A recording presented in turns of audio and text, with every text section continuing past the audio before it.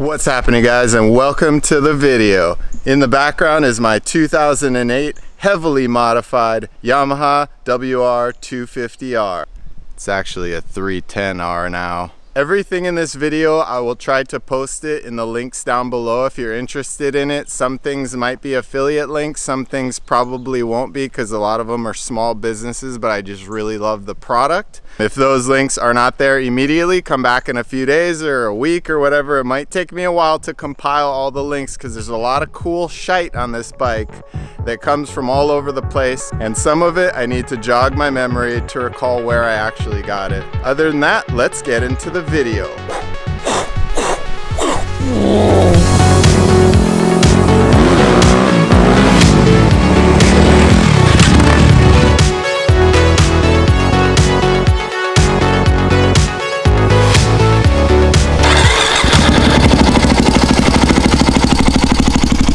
We'll let her warm up for a second, then we'll give her a couple of cracks. Alright, let's get these mods underway. First things first, this bike wouldn't have been possible without three people. Damon Aguirre, he's the gentleman that ripped this bike down to the ground, put it back together. Lindsay Machine Racing, they're the guys who did that motor up. Damon also did the front suspension.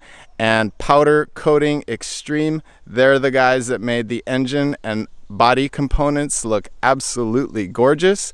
I will link them first down in the description below. If anything I talk about interests you, I would highly recommend contacting them. If your suspension is lagging and you want to give Damon a call, here's his number. You can reach him direct. He is a suspension wizard. Okay, so let's start from the bottom here. I'm going to recommend something if you have a WR and you're going to start doing mods on your bike. Let's start from the ground up, or from the what I consider the most important things up. First things first, get rid of your automatic cam chain tensioner and get a manual one. There's a huge problem with the automatic cam chain tensioner, something about the valving. There's a bunch of information online, but the last thing you want to happen is you start putting money into your bike, your baby, and that automatic cam chain tensioner fails, and so does your bike. The exhaust sensor that used to be right here on the stock exhaust, gone. There's a little plug under there that keeps the engine light from coming on when you start messing with that circuit by unplugging that from the stock exhaust. So that little plug-in up in there, that'll keep the engine and the computer nice and happy. On this side of the bike, there's a whole bunch of emission junk that comes out here. That little plate covers up that hole, something to do with like the recirculation, yada yada. Highly recommend getting a skid plate. Previously I had an Evotech skid plate on this thing. It only went in between the tube frame right there. Horrible, horrible skid plate. Do not even consider it. Maybe if you have a supermoto and you're never planning on giving your skid plate a whack or two, but this skid plate, I think this is Moose. I forget who makes this. I'll have to find it online, to be honest with you. But I love it. It's taken some big hits. I didn't even bother replacing it. We just powder coated it, slapped it back on. She's good to go. On the rear end, one of the first things you're gonna wanna do is clean up those ugly, ugly lights that the stock WR comes with. This is a little amber 6 LED blinker I just taped and then zip tied to the tube frame right there. What I love about that, and here I'll turn it on for a second, is that it is completely stealth. This will never hook up on branches. I don't care what blinkers you get. If you're planning on taking your WR off-road and anything is sticking out right here, it won't be for long. The DRC Edge tail light back here with the 12 o'clock Labs internals. Awesome brake light. Had it for years. Been completely bulletproof and reliable. And then up front, and I can't seem to find these again, you got these stealthy little faux carbon fiber blinker lights. I've had these on here forever. Love them. They work great. Let's go ahead and saddle up on her and talk about the mods up here up front. What I love most is this clutch right here. This is by a company called Righteous. This guy makes stunt clutches and they are amazing. Anybody else that has these will say the exact same thing. This is my second pair. The other ones got hammered on a rock or branch or something, and they were still working fine, but man, when these things are new, oh, they're so buttery. Highly recommend them. These Emig grips, I'm growing to really like them. They're not as comfortable around the hand as the pillow top Pro Tapers, but what I love about these grips is that there's a single Allen screw. I don't know if you can see that under there, but that single Allen screw is what holds these on. You take that Allen off, these slide right off. You can change bars, do whatever you want. Very easy to remove and replace. And once they're on there with that Allen, I've never had these move, not even a millimeter. Handguards by a company called Highway Dirt Bikes. A gentleman named Paul owns the company, or is co-owner of the company. Excellent handbars. I've had these since the start. These have taken so many hits. You can see them right there. They're a little bent, they're a little wonky, but solid. These things can take a hit and they just keep on trucking. You get this piece with the kit, all of this stuff, all this hardware. Mirrors fold out, so very functional once you go off-roading and you want to make sure you keep your mirrors intact. You have to tap the bars to install these. He does send you a tap and it's pretty easy. It's cranking a 16 millimeter bolt head with a tap on it, and you just crank them in about 2.5 inches, back it out, and this little piece screws in, and then this bolts into that piece. Once they're bolted in, I mean, these things have to take a pretty damn hard hit to move at all. This is one of my favorite accessories on the bike. This little hand pump right here, the Adventure pump. If you look at the other WR video, Walkaround, this is the exact same pump. I've had it for years. Just clips on. Does up to 100 PSI. The boys have used it out on the trail. It makes airing down very confident. So you're out there, you're in the middle of the jungle, you're losing traction, and you also still have miles and miles and miles to ride home. What do? Do you trade in the traction and have a shit ride home? Or do you just carry a happy little Adventure pump and you're good to go? USB 3 power commander. This is for your fuel mapping and programming your power curve, which became an invaluable piece of tech on the bike after the engine mods, which were substantial. Let's go down where the rubber meets the road. These are Pirelli Scorpions. These are DOT approved tires. They are probably the most aggressive tread, although these are a little worn out. These are the most aggressive tread you're gonna find in a DOT approved tire flavor. As you can see, it looks like an MX tire, and it behaves like an MX tire, although it does have quite a bit more confidence on the road. Would I recommend these tires? Maybe. I might consider using them again, but I think after these wear out, I'm gonna go back to the Pirelli Rallycross MT21s. Those to me are the perfect and happy medium if you're doing 50-50 dirt and road riding. This little sprocket, I forget what the company is called. I think it's Sun something. I don't know if you can see it from up above, but the teeth on this sprocket are staggered back and forth, and they're supposed to help with chain noise and sprocket wear and chain wear. They're supposed to minimize this movement here, which, you know, they do pretty well. This is just a cheap chain off of Amazon. I go through chains like pretty frequently. I don't know, I tend to just get chains because I like the way they look versus like getting a really sick high quality chain. If you have a WR, one of the most important things that you're going to want to make sure you have are good brakes, along with any other motorcycle for that matter. This company right here is called Hell.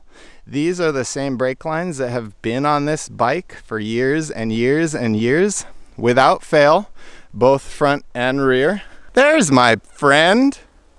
What is my friend doing in the jungle? Hi, friend. Hey, friend. Hey, you're late! Okay, back to the walk around. The rear suspension has been modified, revalved, all that good stuff. The rear is stock, but it's been made worlds better. Again, just like the automatic cam chain tensioner, the rear shocks have a similar problem where the valve, something happens and the fluid becomes aerated and the suspension becomes muddy and mucky. So that'll solve that problem, putting the Öhlins components in it. On the front, we have replaced the original WR250R shock with KYB Kawasaki KX450F race forks, and it has lifted the bike up by about an inch, but that was another problem with the original stock bike, was those front forks, when you start hammering on them off-road, they just aren't up to the task, you know, they can't keep up. These things, oh my gosh, world of difference. So it's also a KX450 hub, so if you do this setup, it will fit in your stock triple clamps, but you will have to make sure that you get the hub. And ironically, the WR front rotor will fit perfectly and bolt perfectly into this larger front rotor. Smaller but highly functional things. Wider pegs from stock. You got 3 tiers instead of the 2 on the stock setup. Hammerhead brake lever as well as shift lever on the other side. I love this brake lever. It's got a little bit more, there's a little more real estate on that foot pad, but not too much, so you're always riding the brake. It's just right. Hammerhead shift lever. Thing just shifts buttery smooth. Got this the Zeta chain, front chain guard. You can see you got that hardened ABS or whatever plastic behind there. And then this just makes cleaning the front sprocket a lot easier. All right, ladies and gentlemen, let's get to the meat and potatoes of this heavily modded WR250R, and it has everything to do with the motor. So from the top, cams were sent off to webcams, material is added to those cams, aggressive grinds and lobes and all of that math was done to the cams, so they're really aggressive on the intake, really aggressive on the exhaust. The throttle body has been bored out by 2 millimeters from the guys at Lindsay Machine Racing.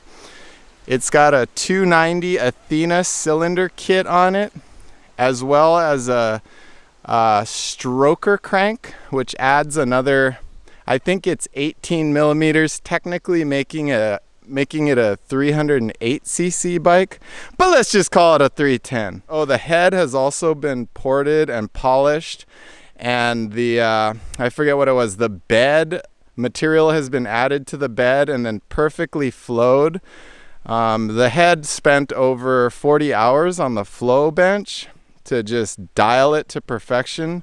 Davey, the guy who owns Lindsay Machine Racing, he's a real artist with that kind of work and very specific about the work he does. So if you want to get your head work done, I highly recommend sending it to the guys at Lindsay Machine Racing. They are incredible at what they do. This bike runs stronger than it's ever run before. It's a totally new beast. The gears and the transmission, everything is still stock, 30,000 miles, but Damon said it all looks absolutely fine, hardly showed any wear at all.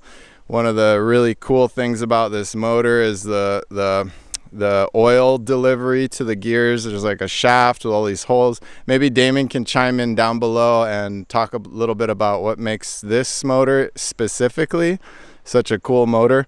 You know, unlike dirt bikes that need to be serviced every 8 to 10 hours, you're looking at 26,000 mile service intervals. It's pretty incredible. The powder coating, so everything was sent off to Powder Extreme Coating. The wheels are something called Black Midnight 2. This lighter blue is this color called, or I think the hubs are this color called Pika Blue, or this might be Pika Blue. So there's a super dark blue here to kind of look black, you know, this lighter kind of cobalty blue. And then you got this kind of Pika Blue color. And then of course the heart of the machine, you got that super bright fire engine red deliciousness. Future mods, she's about done. I think graphics, and I'm trying to find a cool graphic designer. If you guys know of any, post it in the comments below. Want to put a sick graphics kit on the bike, and that's about it. This bike is done. I'm completely happy with the ride. Oh, we've also got the Pastrana FMX ATV race bars by Pro Taper. These look like they've got about a 2 to 2.5 inch rise.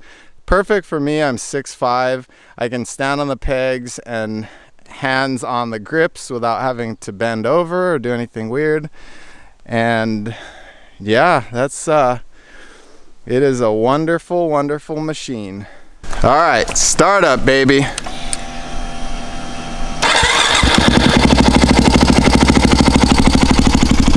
We'll let her warm up for a second, then we'll give her a couple of cracks.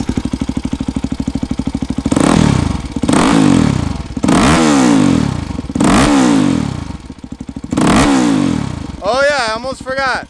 All that noise is coming from the Yoshimura RS2 with the sound baffle tip removed. Little bolt-on piece has been taken off.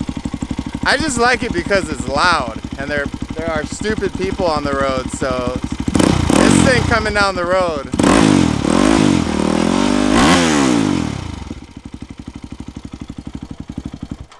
Alright guys, hope you enjoyed that little update video. My buddy Matt and I are going to go take some pictures out in the dark, wet jungle. Maybe I'll include the bike in them, maybe I won't. If you have any questions or I left anything out, please leave a comment down below. Maybe I'll do an update to the update video, a walk around to the walk around video. And other than that, I will catch you guys on the flip side.